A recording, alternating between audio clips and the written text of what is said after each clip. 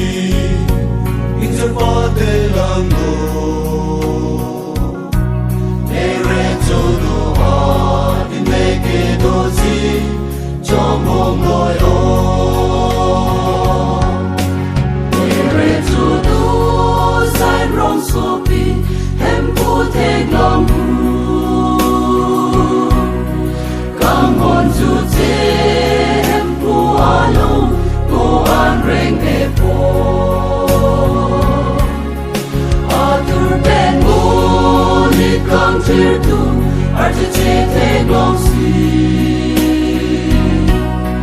cái ni ngài rong bên kia hai anu nun rap lòng gì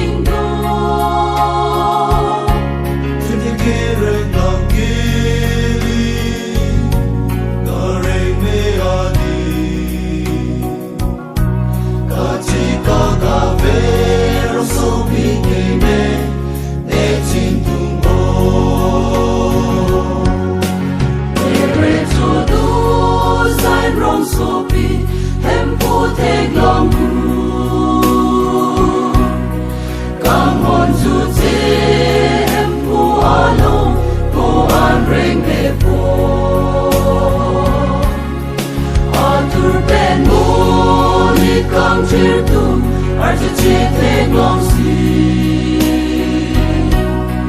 cái ni ngài rong bên kia hai anu nun rap lòng gì ở chính họ đã để cái ta rèn lên Hallelujah.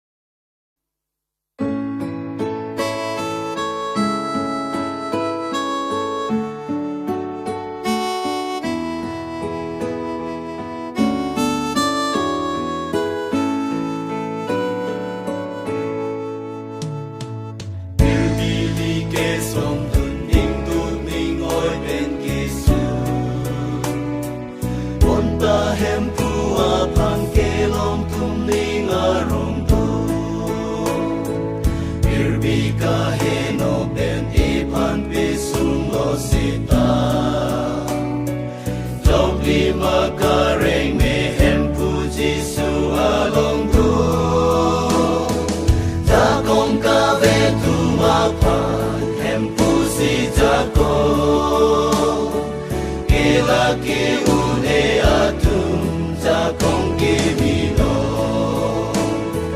hem pu pan chi ki atu ring me za kong do alang vu mu a son si wat le lang lo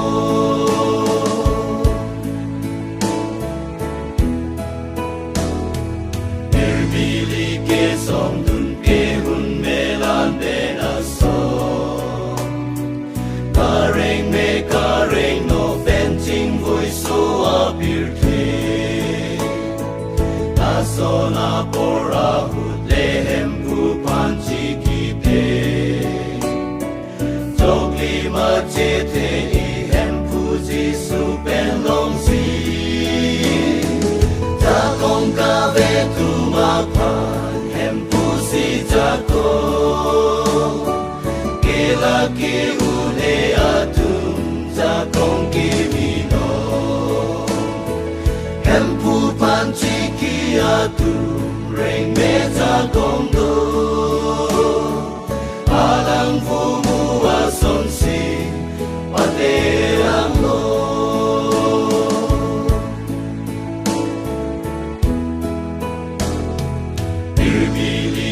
som dun ka he no peng se tang lo a zo zo chi do do lo the ang si do do lo kam ting chi open ka the ang chi bin deng lo na jok li ma kang thir li ke long si hem pu ning ha ta kong ka ve tu ma pa jako kela ki une atum za kong ki mino hem pu pan chi ki atum ring me za kong do alang vu mu a son si wa te ang lo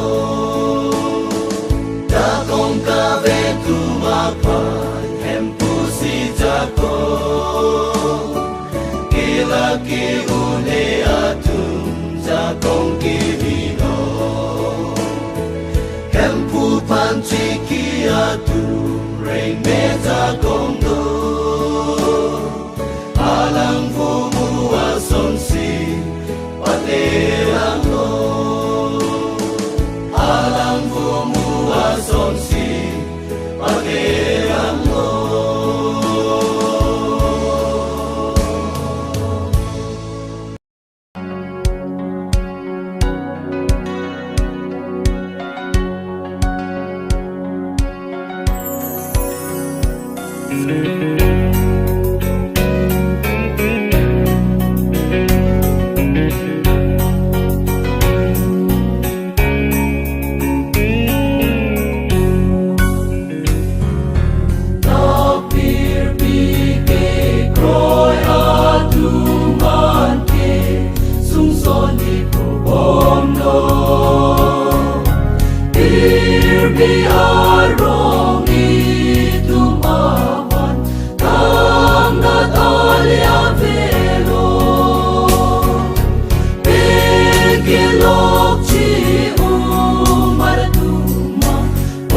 Sige vang lo mapusin ang arjulo Latang bigis upika chita katum sai selo Ape kimirasu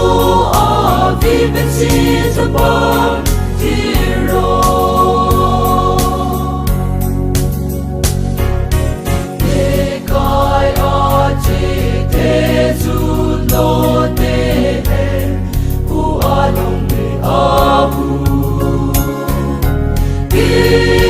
Kidukisum po asonan O nehem po pantan po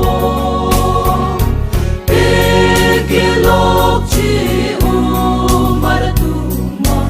O napisikivang no mapusin ang arjuno Latang bigis upika chita katum sai selo Ape kimirasu avi bensin sa pagtiro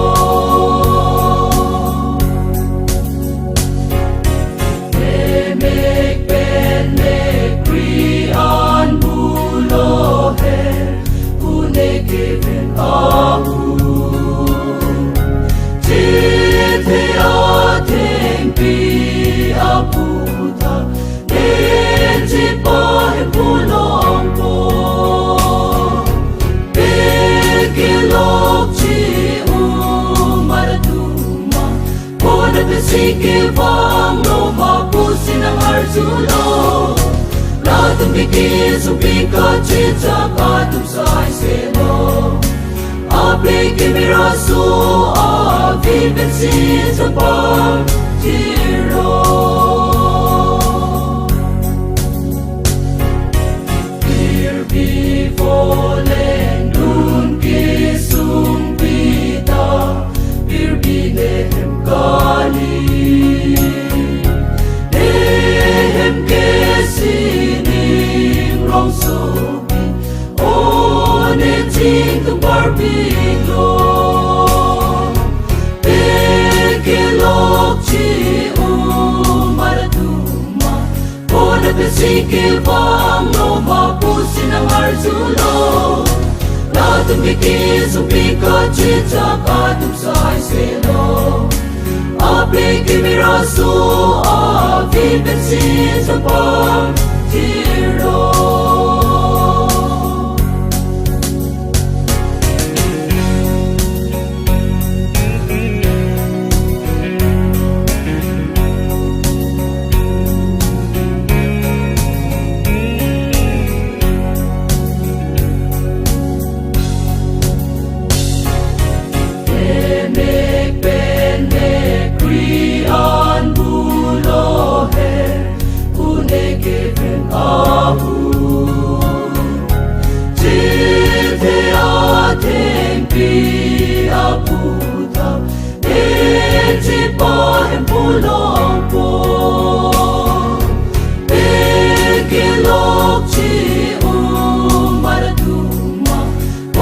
Sige vang no mapusin ang arzulo Latung bigis umbika cita katum sai selo Ape kimirasu avi bensin sa pagtiro Birbi volen nun kisung pita Birbi lehem kali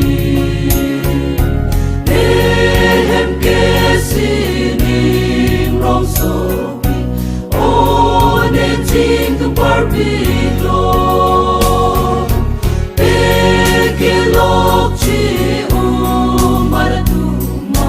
One besike vang no mapusin ang arzulo Latung bigis umbika cita katum sai selo Ape kimirasu avi bensin sa pagtiro Pekelok chi umaratuma One besike vang no mapusin ang arzulo Latung bigis umbika cita katum sai selo Ape kimirasu avi bensin sa pagtiro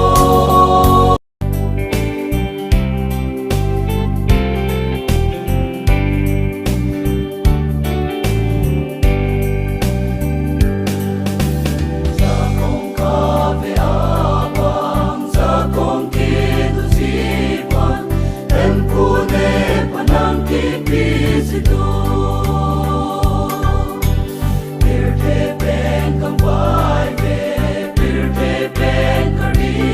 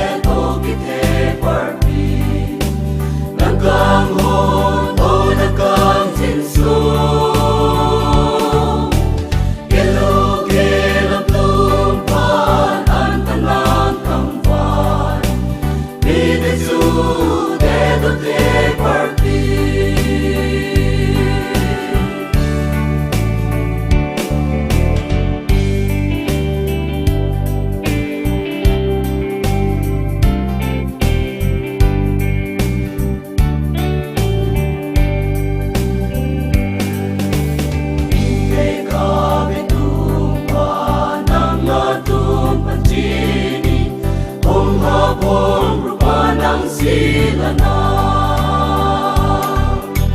Mirbi medyo charge Silog tu pagchini Onang ka tumbay bidi sude O bidi sude O kite parpi Nanggang hon o nanggang sinso Kilo kilam tu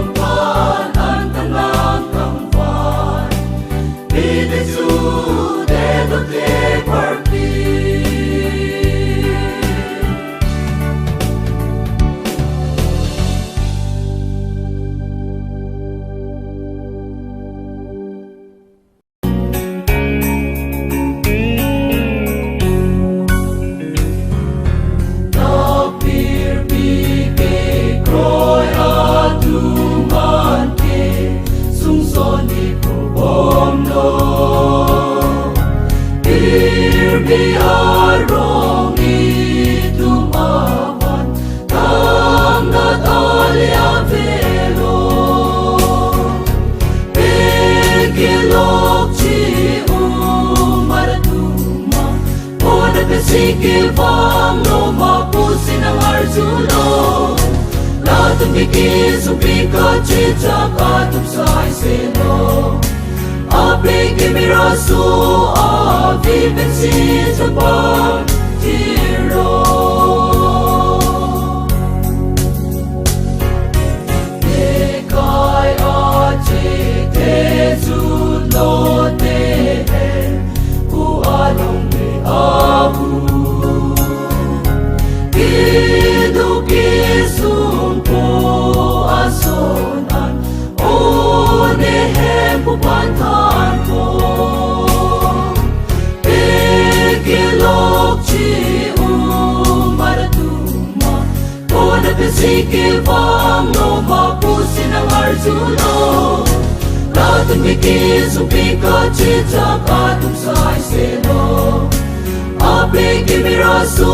avi bensin sa pagtiro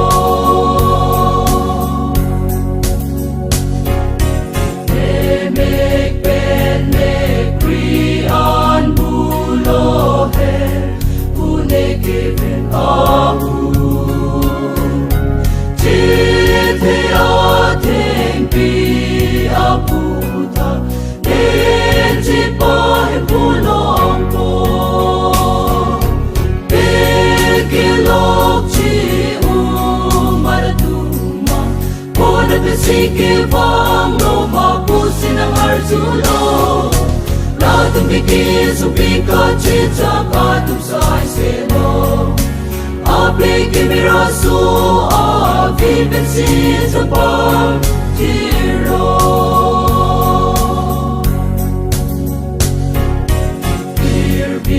Volen nun kisum pita birbinem kali Nehem kesining rong sobi One ting tung barbiglo Pekilok chi umaratuma Kona pesike vang no mapusin ang arzulo Lahat ang bigay suplika chita katum sa iselo Ape ke miraso avi bensin sa pagtiro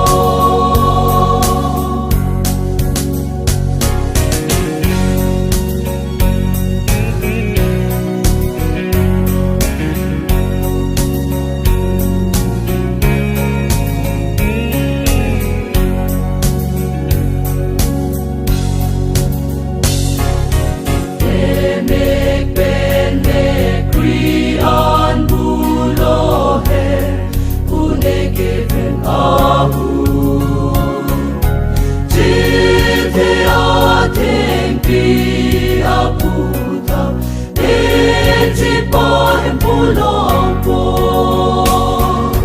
Pekilok chi umaratuma Kona pesike vang no mapusin ang arzulo Lahat ang bigay suplika chita katum sa iselo Ape ke miraso avi bensin sa pagtiro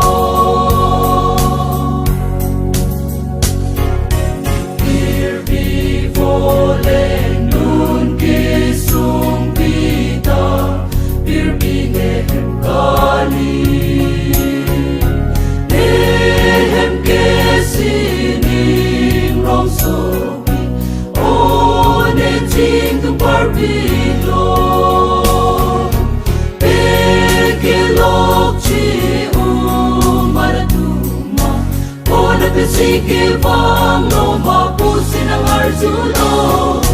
Lahat ang bigay suplika chita katum sa iselo Ape ke miraso avi bensin sa pagtiro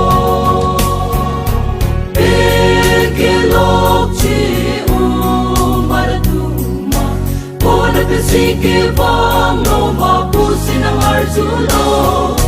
Ratong bigis umpika chichak atum sa selo Api kimiraso avibet si tapang tiro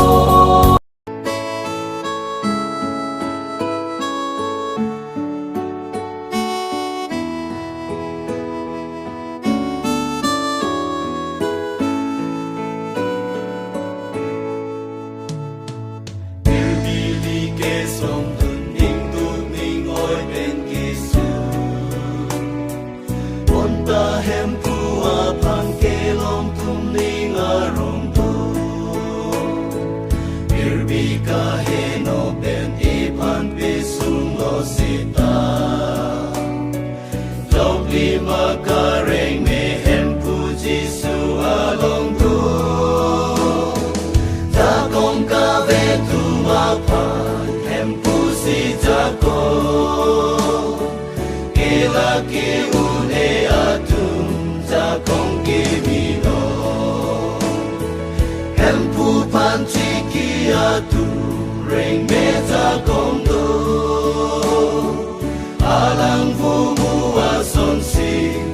Paterang lo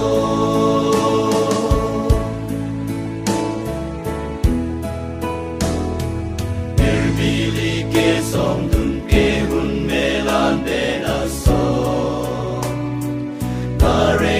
Kareng no benching vui so abirte Aso na pora hut lehem pu panchi ki pe Lima chete i hem puji su ben long si Takong kave tu mapan hem pusi jako Kilaki une atum jakong kimino Hem pu panchi ki atum reng me jakong do Alang vumu ason si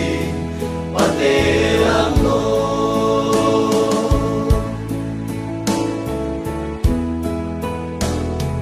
Birbili ke som dun kahe no peng setang lo Ajo ju chi dok dok lo te ang si dok dok lo Kang ting chi open ka te ang chi bin deng lo na Chok lima kang tir li ke long si hem pu ning ha Takong kave tu mapan hem pu si jako Kilaki une atum jakong kimino Hem pu panchi ki atum reng me jakong do Alang vumu ason si Paterang lo Takong kave tu mapan hem pu si jako Kilaki une atum jakong kimino Hem pu panchi ki atum reng me jakong do Alang vumu ason si Paterang lo Alang vumu ason si Paterang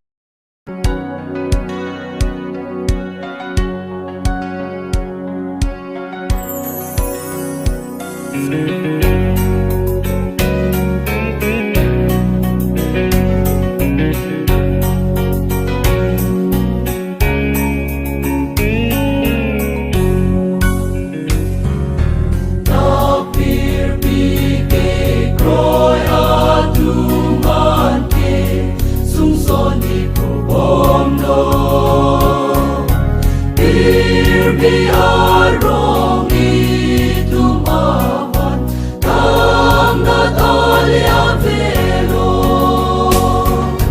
Pekilok ci umaratuma Ona pesikivang no mapusin ang arzulo Lahat ng bigis ang bigat at sa seno. Apre que mi raso a viven sin sabang tiro. Nekai aci tezun lo te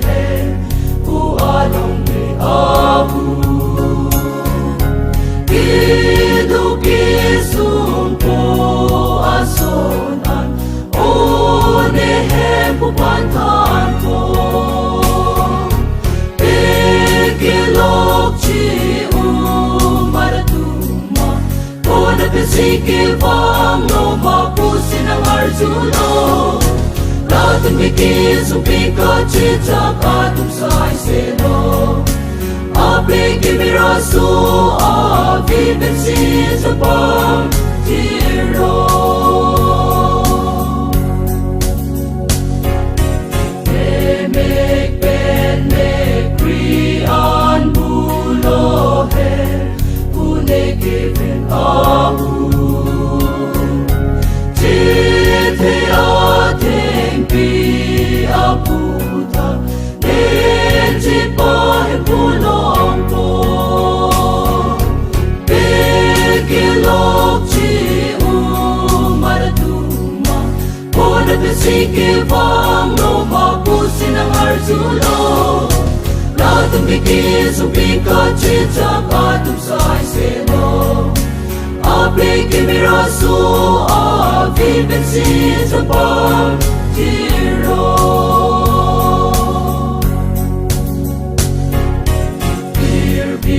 Volen nun kisung pita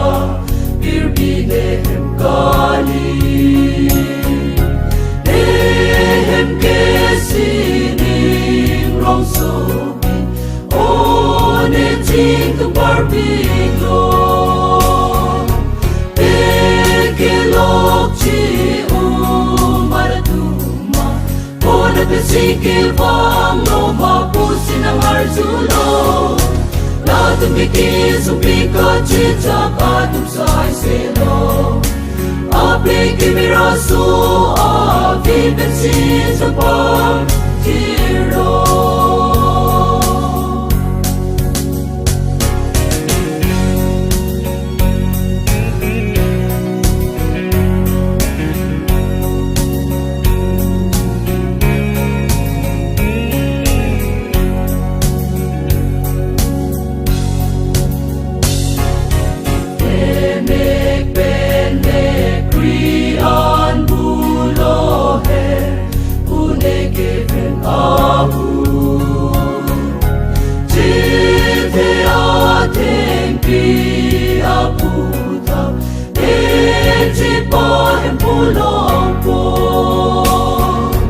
Pekilok ci umaratuma o napisikivang no mapusin ang arzulo. Lahat ng bigis ang bigat at sa seno. Apre que mi raso a viven sin sabang tiro.